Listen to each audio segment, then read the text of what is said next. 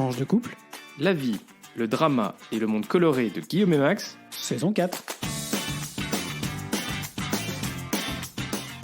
Bonjour, bonsoir, nous sommes Max et Guillaume et on vous souhaite la bienvenue dans ce 4e épisode de la saison 4 de Tranche de couple. Épisode qu'on a choisi d'intituler Bond, James Bond, et ouais. Comme d'habitude, on vous invite à vous abonner à ce podcast pour être notifié des nouveaux épisodes diffusés le lundi tous les 15 jours. Et on se retrouve entre-temps sur notre page Facebook et notre compte Twitter, toujours tranche, le chiffre de couple au singulier, comme le nom du podcast, ou par email sur tranchedecouple@gmail.com. Enfin, un mot, un seul, partagez sur vos réseaux sociaux, à vos proches, à toutes celles et tous ceux qui sont susceptibles d'être intéressés par le podcast. Cela nous permettra de continuer à augmenter un peu notre visibilité et la visibilité de notre petit protégé, tranche de couple, et aussi à garder la motivation pour vous proposer cette petite tranche d'actualité et de nos vies tous les 15 jours. Et alors aujourd'hui, on vous gâte de 2 sujets un peu techniques, histoire de voir si vous suivez. Et évidemment, il y aura une interrogation écrite un peu plus tard, la prochaine fois qu'on vous croise. Et avec un fort mauvais jeu de mots, j'en suis conscient, c'est moi qui ouvre les hostilités, n'est-ce pas ? En revenant aujourd'hui sur un grand débat de cette semaine, lancé bien malgré lui, ou pas d'ailleurs, par le président Macron. Celles et ceux qui suivent un peu l'actualité auront noté qu'il a parlé au cours d'une émission le mercredi 12 octobre sur France 2 de la réponse de la France en cas d'attaque nucléaire sur l'Ukraine par la Russie, et affirmé que la France ne répondrait pas par le nucléaire. Depuis, les milieux politiques, scientifiques et militaires s'interrogent sur la portée de cette indication peu habituelle sur la posture nucléaire d'un État. Mais Guillaume, du coup, c'est quoi déjà la dissuasion nucléaire ? Ce serait plutôt à toi qui voudrais demander ça, c'est plutôt ton rayon. Mais ouais, mais je trouve ça chouette que ce soit toi qui le fasse. En fait, j'ai bien travaillé aussi pour essayer de vous pondre quelque chose. Max, tu m'arrêtes si jamais je me trompe quelque part, c'est tout à fait possible, même si j'espère avoir bien travaillé. On fait donc remonter l'origine de la dissuasion nucléaire à Émile Zola en 1898. Vous me direz, c'est pas sans poser un petit souci d'anachronisme puisque l'arme nucléaire n'existait alors pas. Mais attendez la suite. Le dit Émile Zola, dans un feuilleton, qui est intitulé Paris, expose « Et c'est ainsi que je fais à tous les peuples le cadeau terrible de la destruction de toute puissance, pour que tous les peuples, également armés de la foudre, désarment dans la terreur et l'inutilité de s'anéantir. » Il pose pour la première fois le principe d'une capacité de frappe en second, c'est-à-dire d'être capable de riposter à une attaque par une réponse encore plus violente et efficace, apte à stopper l'ennemi. L'idée est donc basée sur la peur du camp, ou des deux camps, ou d'un seul qui n'osera alors pas attaquer un camp doté de l'arme nucléaire, et sur la doctrine de la vulnérabilité mutuelle. Pour le dire plus simplement, la volonté est de convaincre n'importe qui adversaire que les coûts d'une attaque nucléaire excéderait ses bénéfices. Non, les coûts de n'importe quelle attaque. Les coûts de n'importe quelle attaque en général excéderaient les bénéfices puisqu'il se prendrait un nuque sur la tronche. C'est ça. En gros. En gros, c'est ça, voilà. Et en France, c'est le général de Gaulle qui, dans les années 60, a doté le pays de l'arme nucléaire pour assurer à l'époque l'indépendance et la grandeur de la nation. Et alors, pour la petite anecdote, pourquoi est-ce que de Gaulle a poussé à ça ? C'est parce que juste avant, il y avait eu la crise de Suez, où les Français s'étaient fait déculoter parce que les Américains avaient sonné la fin de la partie. Et donc, on s'était rendu compte qu'en gros, on n'était pas indépendant. Voilà. Donc, c'est pour ça qu'il a décidé cette indépendance, considérant qu'on ne devait pas être dépendant d'une autre nation. Mais alors pourquoi les propos du président posent problème ? Le principe de la dissuasion nucléaire, c'est on sait qu'elle existe. On sait que tel ou tel État dispose officiellement, comme la Chine, la France, les Royaumes-Unis ou les USA, ou officieusement comme Israël, l'Inde ou le Pakistan, de l'arme nucléaire. Mais on ne sait pas exactement dans quel contexte l'État en question l'utiliserait. C'est aussi ce qui permet de conserver un temps d'avance sur un adversaire potentiel et de limiter au maximum les risques qu'il attaque avec ou sans l'arme nucléaire. C'est le principe de l'ambiguïté. L'ambiguïté nucléaire qui, du coup, complique le calcul stratégique de l'ennemi. Absolument. Et l'Élysée répond quand on parle de cette affirmation du président Macron que 1. La dissuasion, c'est avant tout un sujet de souveraineté nationale. 2. Les circonstances sont un élément d'appréciation.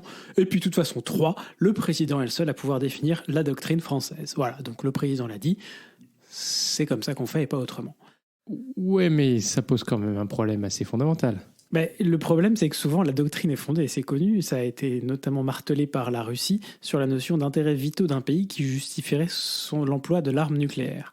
En affirmant donc que l'Ukraine n'en fait pas partie, Emmanuel Macron, dans le fond, ne dit rien de nouveau, puisque personne n'imagine la France riposter nucléairement dans ce cas précis, mais ce qu'il dit est de trop, selon une source militaire citée par un article de France Info, car c'est une faille que ne manquera pas d'exploiter la Russie. Il s'agit bien d'une erreur de jugement pour un président pourtant d'habitude plutôt efficace en la matière. La France, par exemple, a notamment évité depuis le début de la guerre en Ukraine de détailler, comme le font d'autres pays, le contenu de ses envois d'aide et de soutien, notamment en armes, à l'Ukraine. Et surtout, il faut quand même voir que la tradition, c'est que chaque président fait un discours sur sa doctrine ou sa compréhension de la doctrine ou sa mise en application de la doctrine nucléaire française. Emmanuel Macron a déjà fait ce discours et on peut voir quand même que dans dans l'évolution des discours nucléaires des présidents de la République depuis De Gaulle, on a une sorte d'élargissement de la notion des intérêts vitaux de la France, qui au départ étaient purement nationaux et qui de plus en plus ont tendance à s'élargir vers l'ensemble de l'Union européenne. Donc là, en gros, oui, mais... Et donc là, là finalement, oui, parce que... Mais il rappelle en gros que l'Ukraine ne fait pas partie de l'Union européenne. Mais il est dans son contexte. Donc effectivement, il n'y a pas de rupture par rapport à ce qui a été dit, parce que ce qui a été dit avant, c'est qui pourrait croire qu'une attaque sur, je crois, c'était sur un pays balte, ne viendrait pas mettre en cause les intérêts vitaux de la France, puisqu'on est dans l'Union européenne. Mais c'est vrai que, finalement, en disant quelque chose comme ça, il donne un peu un blanc-seing à Vladimir Poutine d'utiliser l'arme nucléaire en disant dans tous les cas, il n'y aura pas de riposte nucléaire. Certes, mais rappelons également que contrairement à ce que certains journalistes et experts ont affirmé, Emmanuel Macron n'a pas mis en danger l'ensemble de la stratégie nucléaire de l'Ouest ou bien de l'OTAN, mais bien uniquement celle de la France. Il parlait bien au nom de la France. Et d'ailleurs, c'est assez clair dans ce que l'Élysée a rappelé. Chaque pays souverain détenteur de l'arme est responsable de sa propre doctrine et de ce qui en est connu ou pas.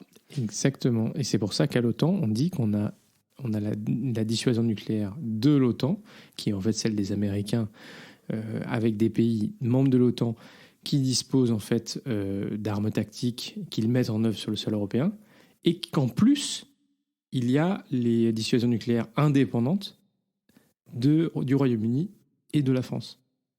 En conclusion, on est bien sur une présentation philosophique aujourd'hui avec thèse, antithèse, synthèse. La parole est d'argent et le silence est d'or, surtout en matière de sujets sensibles. Mais le président est dans son droit de déterminer ce qui peut être dit et ce qui ne peut pas l'être, tel Louis XIV dans son palais il y a 4. Magnifique. On avait commencé avec une référence qui était avant le nucléaire. C'est pas mal de terminer comme ça. Et on termine sur Louis XIV. Voilà, on aime bien aujourd'hui vous faire des choses un peu anachroniques. On espère en tout cas que ça a été... J'espère en tout cas que ce sera plus clair. Merci Max pour tes apports et tes précisions. Toi, tu vas nous parler données personnelles, échange de data, échange d'informations. On est toujours un peu dans James Bond, c'est la thématique. On est toujours, en tout cas, au niveau stratégique, parce qu'aujourd'hui, on s'est dit qu'on allait vous faire un point sur l'échange des données personnelles entre les États-Unis et l'Union européenne. Oui, mais alors pourquoi ? Pourquoi aujourd'hui, pourquoi maintenant, pourquoi ici ? Et voilà, parce que Joe Biden, si vous ne le savez pas, a signé le 9 octobre un décret exécutif encadrant le transfert des données personnelles de part et d'autre de l'Atlantique. Alors, pour revenir un petit peu en arrière sur le contexte, c'est un sujet problématique entre l'Union européenne et les États-Unis depuis 2015, quand la Cour de justice européenne a annulé un dispositif qui s'appelait le Safe Harbor, qui est un mécanisme juridique qui encadrait le transfert de données entre l'Europe et les États-Unis. Alors pourquoi ? Parce que le Safe Harbor n'était pas jugé assez protecteur pour les données des Européens, alors que 2 ans plus tôt, le lanceur d'alerte Edward Snowden avait révélé l'ampleur de la surveillance de masse pratiquée par les États-Unis grâce aux outils numériques. Du coup, dans l'urgence, l'Union européenne et les États-Unis avaient conclu un nouvel accord, le Privacy Shield, le bouclier de données privées. Voilà. Voulu comme beaucoup plus sécurisant pour les Européens. Mais le même activiste qui avait fait condamner en fait... C'est un Irlandais, non, un Allemand, je sais pas. Il s'appelle Max Schrems, a saisi à nouveau la CNIL irlandaise en demandant l'interruption des flux de données entre le siège européen de Facebook et sa maison mère en Californie. Bah oui, parce qu'en fait, toutes ces grandes entreprises américaines, eh ben, elles ont finalement des serveurs qui sont répartis un peu partout. Et tout ça, les données passent d'un serveur à l'autre pour avoir des copies, des recopies, et il n'y a pas de frontières. Alors, les Européens, ou la Cour a estimé que le compte n'y était pas avec ce nouvel accord, et donc en juillet 2020, elle a invalidé ce Privacy Shield en raison des risques que font peser les programmes de surveillance américains sur la protection des données des Européens. On n'oubliera pas qu'entre-temps, l'Union européenne avait adopté le règlement général sur la protection des données, le RGPD. Redouté des associations et autres organisations, tous ceux qui envoient régulièrement des mails. On vous en parlera peut-être un jour. Alors, l'absence d'accord formel depuis 2020 remettait en cause finalement le cadre juridique légal des activités des entreprises, notamment des géants du web, Google, Facebook, Amazon, qui ont un modèle économique où ils transfèrent, ils analysent et ils utilisent des données des deux côtés de l'Atlantique. Et c'est absolument essentiel dans leur business. L'affaire avait déclenché des passions. Facebook, faute d'accord, avait menacé de renoncer à proposer son réseau social et Instagram en Europe. Lol. L'administration américaine avait exprimé à de nombreuses reprises son mécontentement. Pas étonnant quand on sait que le volume financier des échanges permanents de données entre les deux côtés de l'Atlantique est estimé à $1 trillion en termes de commerce et d'investissement chaque année. Alors en mars dernier, la présidente de la Commission avait annoncé qu'un nouveau cadre de protection des données personnelles avait été mis en place avec les États-Unis. On se rappellera d'ailleurs, et c'est ce qui avait été à l'époque critiqué puisqu'on n'avait aucun détail, c'est qu'en même temps, il y avait eu l'accord sur le gaz, l'achat de gaz de schiste aux États-Unis. Et donc il y avait un gros soupçon, finalement, est-ce qu'on n'a pas vendu le gaz contre les données ? On n'aurait jamais fait ça. Bon. Alors, du coup, le décret qu'a signé Joe Biden le 9 octobre, en fait, il donne des détails sur la manière dont les États-Unis comptent donner des assurances aux Européens pour permettre un cadre qui soit protecteur. Oui, non, mais concrètement, ça veut dire quoi, en fait ? En langage de tous les jours, en langage lambda. Alors, le décret, il installe une nouvelle cour d'examen de la protection des données, qui dépend du ministère de la Justice américain, qui peut être saisi par les citoyens européens qui pensent être injustement mis sous surveillance ou dont les données personnelles auraient été utilisées de manière impropre. La Cour sera en mesure d'ordonner la suppression des données ou d'une partie des données utilisées par les services américains. En pratique, les citoyens européens saisiront leur CNIL national et les plaintes seront examinées par un agent de protection des libertés civiles qui est au sein de la direction du renseignement américain. Alors la question, du coup, c'est de savoir si ce nouveau mécanisme américain répond vraiment aux critiques de la Cour de justice de l'Union européenne. Car fondamentalement, si ce dispositif est censé assurer que les activités de surveillance des services américains sur les données des Européens est nécessaire et proportionné, et poursuit donc un objectif légitime pour la sécurité nationale, contre-terrorisme, lutte contre les trafics, tout ça, le dispositif reste entièrement aux mains de l'appréciation américaine. Et comme il n'y a pas de règlement RGPD de l'autre côté de l'Atlantique, l'équilibre entre sécurité nationale et protection des données personnelles n'est pas exactement le même qu'en Europe. En plus, il faut quand même voir qu'on a un vrai problème de dépendance au sein de l'Union européenne, au service de cloud américain. Mais la France, tu m'arrêtes si je me trompe, mais essaye quand même, bon gré mal gré, tant bien que mal, avec OVH quand les serveurs crament pas, notamment de faire avancer cette indépendance du cloud et de la protection des données, et de faire en sorte que les données restent sur le territoire européen. Alors, on y reviendra peut-être dans un prochain épisode. Et donc ça en fait des choses qu'on a à vous dire dans un prochain épisode. Mais c'est bien parce que ça nous donne des idées et c'est plutôt pas mal parce que parfois on est un peu à court. Alors il faut que tu le notes. Vas-y, attends, bouge pas. C'était quoi les deux trucs déjà ? C'était... Ça c'est le cloud européen. Et après, désolé, excusez, on fait une aparté. RGPD. Et RGPD, très bien. Vous savez à quoi vous attendre pour les prochains épisodes. J'espère qu'on ne les a pas dégoûtés quand même. Sujet complexe quand même en 2 mots, parce qu'il y a eu un revirement de l'administration française avec l'idée au départ qu'on pouvait s'appuyer sur les logiciels et qu'à partir du moment où les données elles étaient basées en Europe, ça suffisait. Les acteurs européens et français du cloud, et il y en a, ont beaucoup pesté. Parce qu'en gros, si tu mets juste un serveur, mais que c'est toujours la suite de Google, la suite d'Amazon ou la suite de Microsoft, en gros, tu continues à tuer le marché européen, en fait. Et donc, il y a une certaine évolution, mais on y reviendra. C'est pas simple. Et puis surtout, il faudrait qu'il y ait, en fait, du côté des consommateurs, un vrai choix de solution européenne. Bon, affaire à suivre du coup, parce que la ratification de cet accord doit intervenir désormais du côté européen.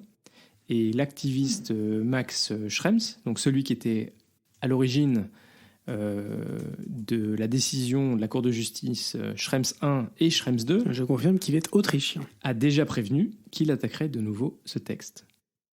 Finalement, on a besoin de ces gens qui aussi sont vigilants et permettent aux simples citoyens, j'ai envie de dire, lui il est quand même plus qu'un simple citoyen dans la mesure où il est très engagé sur le sujet, mais on a besoin de ces gens-là pour mettre un peu le doigt là où ça fait mal et obliger l'Europe à agir en tant qu'Europe et pour les intérêts européens. Exactement. Alors, pour terminer cette intro, comme d'habitude, on fait un petit point Belgitude. Et Belgitude bien en lien avec notre sujet, notre thème du jour. Guillaume. Bond. James Bond. Pour rester dans le temps, retour sur une histoire digne de notre ami James, de l'agent 007, qui se passe à quelques encablures à peine de notre studio d'enregistrement, Poutine si tu nous écoutes, sur l'avenue de Frey à Uccle, au cœur d'un parc verdoyant, enfin rougeoyant parce que là c'est l'automne, où se nichent plusieurs bâtiments d'allure austère. Des bureaux, des appartements, des salles de classe ou des locaux techniques, tout est réuni pour proposer un village dans la ville. Bienvenue à l'ambassade de Russie à Bruxelles. Alors, Bruxelles ni d'espions. Le statut de capitale non officielle de l'Union européenne et la proximité du siège de l'OTAN renforcent cette possibilité et ça commence à se savoir, même si on commence à bien connaître le coût des attachés culturels.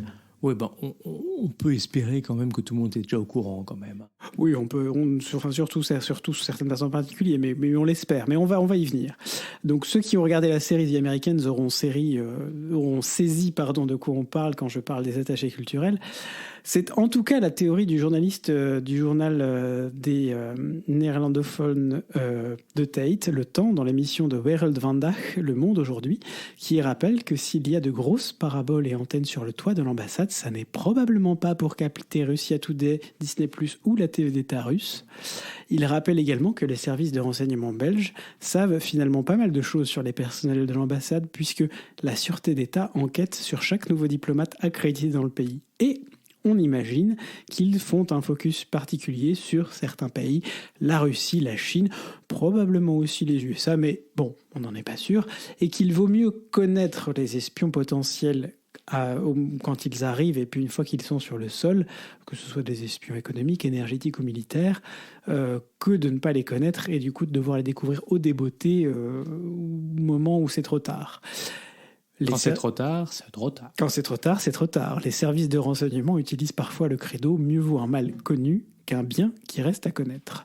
On sait on sait qu'une personne qui arrive sur le territoire belge accrédité en tant que diplomate de tel ou tel pays est un espion possible, donc on peut s'appliquer à le surveiller. La Belgique a par ailleurs expulsé en mars de cette année 2022 21 diplomates, dont une bonne partie de techniciens, qui travaille à faire passer les informations en Russie. Manœuvre destinée à affaiblir les moyens de communication vers le pays. Malin les Belges. Alors, qu'est-ce qu'on a à partager pour notre vie de couple ? C'est l'automne ? C'est l'automne.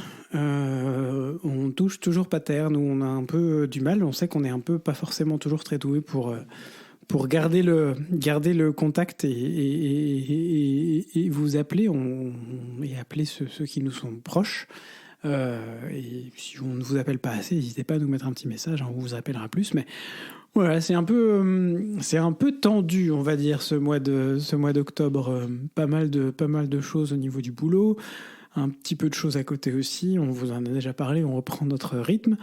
Du coup, on touche pas trop terre, hein. Max, je sais pas ce que t'en penses, mais il y a une certaine fatigue qui s'est installée depuis quelques semaines. Exactement. On a du coup, c'est un petit peu pas métro, vélo, boulot, dodo. Peu d'activités extrascolaires. Et en plus, il faut dire quand même que c'est l'automne, il fait froid, il pleut. C'est pas non plus les meilleures conditions pour le moral. Pour te dire, on a ressorti la lampe de luminothérapie. Voilà, il ment à moitié parce qu'elle est posée sur le sol, on l'a pas encore utilisée. Mais on a parlé de la sortir effectivement, cette lampe on l'a de ressorti du carton. On l'a ressorti du carton. Et mais c'est vrai que comme je fais plus de télétravail ces jours-ci, ces derniers temps, c'est plus difficile de faire la luminothérapie à la maison. Mais c'est aussi pour signaler que ce week-end, on est trop content parce qu'on passe un week-end à la maison et que c'est pas arrivé depuis quelques temps et qu'on apprécie bien de passer un week-end à la maison une fois de temps en temps. Je sais pas vous comment ça se passe chez vous, mais c'est vrai qu'on dans ce rythme post-Covid qui ressemble tout à fait au monde d'avant. On a parfois du mal à poser les choses et à se poser et à prendre du temps pour réfléchir. Aller à la salle de sport aussi. Ah oui, on fait toujours du sport tous les deux, hein. On n'a pas arrêté, faut pas croire, hein. On fait des efforts. Allez, hop, tous les deux sur le tapis de hamster. On vous décrit pas plus la scène que ça, hein, vous imaginez, hein. C'est des tapis de course, mais c'est sympa. Ouais, et puis, quand même, on était ravis de passer un petit peu de temps avec notre groupe d'amis de l'université le week-end dernier. Ouais. On a été se balader en Champagne. On a failli tomber en rade parce que, bien sûr, trouver de l'essence dans le nord de la France, c'est quand même compliqué. Ouais, mais attends, ça... Trouver de l'essence à Valenciennes un vendredi soir. Non, un dimanche soir. Et Guillaume, il semblerait que, d'ailleurs, tu fasses un petit écho à notre épisode numéro 1. Bah oui, ça y est, je vous l'avais promis. Attends, c'était dans l'épisode numéro 1 que j'en ai parlé ? Ah oui, j'avais promis qu'à un moment donné, j'allais finir par regarder un des blockbusters qui parus sur HBO Max et sur Amazon Prime. Eh bien, j'ai enfin pu finir hier soir The Rings of Power, les anneaux de pouvoir, cette formidable série lancée par Amazon, comme on vous l'avait dit dans notre épisode 1, à grand renfort de moyens financiers et techniques. Et alors, je dois reconnaître que je suis assez bluffé parce que je suis parti du constat que Le Seigneur des Anneaux, les versions longues toutes mises bout à bout, ça fait 9 heures et des brouettes, 9h30 ou quelque chose comme ça. Et que là, on avait une série qui, en à peu près 8 heures et quelque chose, devait finalement apporter une sorte des informations suffisantes sans être ennuyeuse par rapport à ce qui se passait avant dans Le Seigneur des Anneaux.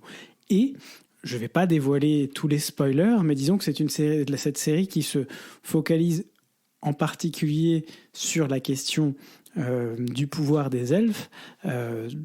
Je n'en dirai pas plus, mais est vraiment bien réalisée du point de vue du suspense, du point de vue de la tension qu'on a d'un bout à l'autre. Alors il y a des moments un peu plus longs, il y a des longueurs, mais comme dans Le Seigneur des Anneaux, on est dans une série fantastique, on est dans une série, on a un nombre d'effets spéciaux. Là, on parle d'une série qui est parue en 2022 avec les possibilités des effets spéciaux 2022.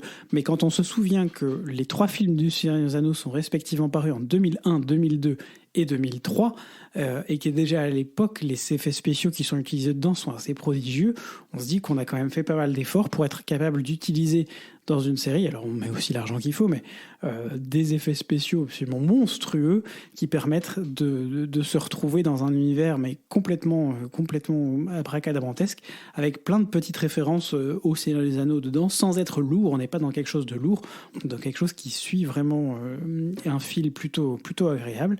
Et puis petit à petit, on apprend à mieux connaître les différents personnages qui sont impliqués dedans.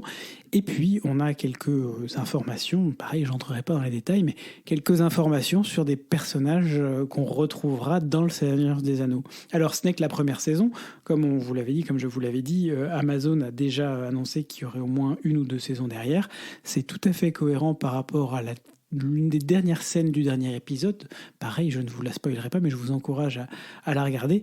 Et encore une fois, c'est une série qui se regarde très bien. Alors, pas forcément en binge-watching. Moi, je pense que je me serais un peu ennuyé. Mais regarder 2 ou 3 épisodes à la fois, ça fait, ou 2 épisodes, ou même un, petit à petit, et ça suffit pour se retrouver dans cette espèce de dynamique qui permet de suivre les choses et de se retrouver avec un peu de non-sens, quelque émotion. Moi, ce que j'ai vécu quand j'ai vu les 3 films du Seigneur des Anneaux, à peu près quand ils sont sortis, je pense, je me souviens pas exactement à l'époque, mais mon père est un fan du Seigneur des Anneaux, était en tout cas à l'époque un fan du Seigneur des Anneaux, et je pense qu'il avait on avait dû la voir assez vite, cette série de films à la maison. Voilà, ça c'était mon petit apport Seigneur des Anneaux. Allez, pour faire une petite transition vers notre dernier sujet, il y a une petite anecdote qu'on n'a pas traitée, dont on ne vous a pas parlé. C'est pour moi ça. Allez, c'est parti Guillaume. Oui, c'est une anecdote, mais je me demande si on n'en a pas parlé ou pas. Je vous ai parlé de ma carte d'identité déjà ? Je suis pas sûr. Enfin bref, suite à un problème de carte d'identité cet été au moment de prendre un avion, où j'ai failli me retrouver en rade à l'aller et au retour, un avion pour la France, je précise, depuis la Belgique, mais c'est pas bien, je sais. J'ai décidé, comme ma carte d'identité, mon ancienne carte d'identité française, ancien format, ne rentrait pas dans le portefeuille et qui explique que j'avais dégagé cette carte avant de partir aux États-Unis un peu plus tôt dans l'été parce qu'elle m'encombrait et que je voulais pas prendre le risque de la perdre sur place, qu'elle tombe du portefeuille ou quoi que ce soit. J'ai donc décidé, comme cette dernière était dans ses derniers mois de validité, de la faire remplacer par une jolie carte d'identité nouveau format pour qu'elle tienne dans mon portefeuille et qu'elle n'en sorte plus et que je m'évite des sueurs froides au moment de prendre l'avion. C'est donc une transition parfaite pour un jingle. Et Max, tu vas nous parler de cette fameuse carte d'identité format carte de crédit. Française. Format carte de crédit. Alors oui, française parce que la Belgique utilise la carte d'identité format carte de crédit depuis pas mal de temps. Beaucoup plus de temps. Alors d'abord, il faut quand même remercier à nouveau l'Union européenne parce que c'est grâce à une directive de l'Union européenne que désormais nous avons une carte au format carte de crédit comme l'ensemble des pays européens. Alors vous allez me dire, à quand une version dématérialisée de notre bonne vieille carte nationale d'identité ? Parce que on dématérialise bien sa carte SNCF, son passe Navigo, ou encore ses cartes bancaires. Et puis aux États-Unis, ils ont intégré la carte d'identité à Wallet. Alors sachez que les choses sont en train de bouger en France, et c'est là le lien avec ce dont on vient de parler. La première étape, c'était l'introduction d'une carte d'identité qui contienne une puce. Parce que non seulement elle fait la taille d'une carte bancaire, mais en plus, il y a une puce. Vous voyez l'enjeu d'avoir vos données conservées en Europe et pas aux États-Unis. Alors, c'est une étape primordiale pour l'utilisation digitale, mais c'est aussi sa limite. Seuls les propriétaires de la nouvelle carte d'identité pourront avoir un usage 2.0. Alors du coup, ça veut dire quoi ? L'État est en train de travailler sur une application à mettre sur vos smartphones qui va s'appeler France Identité. Ouais, ils sont un peu... moi, ça, elle va pas sur mon... Je peux même pas m'inscrire à la bêta parce que mon smartphone, il est trop vieux. C'est le principe d'une bêta. Qui intégrera... Donc, France Identité intégrera les données de votre carte d'identité sur le smartphone. Alors, après avoir associé votre carte d'identité grâce à la technologie NFC, donc sans contact, vous pourrez de manière sécurisée choisir quelles données vous aurez envie de divulguer et à qui. Oui, parce qu'aujourd'hui, quand on vous demande votre carte d'identité pour vérifier votre identité pour un colis, par exemple, vous partagez pêle-mêle votre date de naissance, votre numéro de carte nationale d'identité, votre adresse et tout ça. Des données dont votre interlocuteur n'a pas vraiment besoin. Et puis pareil, quand vous devez justifier que vous avez bien 18 ans. Alors l'idée, c'est que grâce à France Identité, vous pourrez générer des PDF sécurisés avec seulement les données dont vous avez besoin. Du coup, fini les scans de carte d'identité qui traînent un peu partout, que vous envoyez à qui de là pour chaque dossier de location d'appartement, quand vous devez louer une voiture, ouvrir un compte bancaire. Faire un chèque, les Français cadeaux. Désormais, vous n'enverrez plus qu'un PDF sécurisé avec l'information demandée et non plus le scan de votre carte d'identité. Alors, outre l'augmentation de la sécurité et de la confiance, les usages devraient aussi se démultiplier à l'avenir pour des démarches officielles. Par exemple, pourquoi pas, pour faire des procurations de vote en ligne sans avoir à se déplacer au commissariat pour attester de son identité. D'ailleurs, ici en Belgique, la carte d'identité a déjà une puce, comme l'a dit Guillaume. Elle est déjà utilisée partout pour se connecter au service officiel. Alors moi, à titre personnel, je suis vraiment content parce que quand on lit des situations horribles d'usurpation d'identité, avec des gens qui ouvrent des comptes en banque en votre nom et les conséquences dramatiques que ça peut avoir, eh ben je serais vraiment rassuré que nos cartes d'identité ne circulent plus n'importe où, simplement parce qu'on nous la demande et qu'on n'a pas vraiment de moyens de contrôler ce qu'on donne exactement. Merci Max, et effectivement, on espère qu'on ne se retrouvera pas dans une situation d'usurpation d'identité où c'est compliqué, où même James Bond, je pense, aurait du mal à y retrouver ses petits.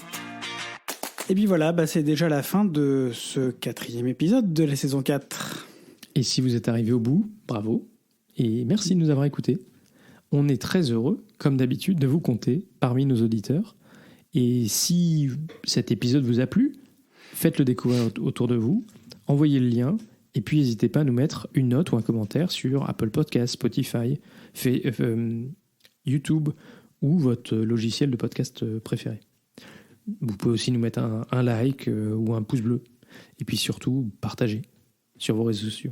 Ce podcast est diffusé le lundi, tous les 15 jours, ou le dimanche pour les plus investis, le dimanche soir. Alors, oui, il ne faut pas déconner quand même.